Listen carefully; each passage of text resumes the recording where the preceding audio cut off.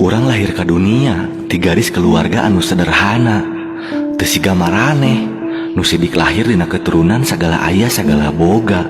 Tiba heula urang geus kebal tina ngaranna hinaan, dipandang sabelah panon geus jadi kabiasaan.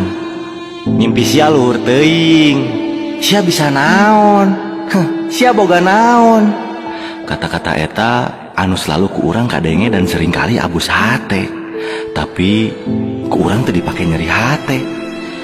Alhamdulillah, jelema-jelema anu baheula nyarepelekeun nepi ka arinit naringgalkeun, ayeuna mah mulai nyalampeurkeun.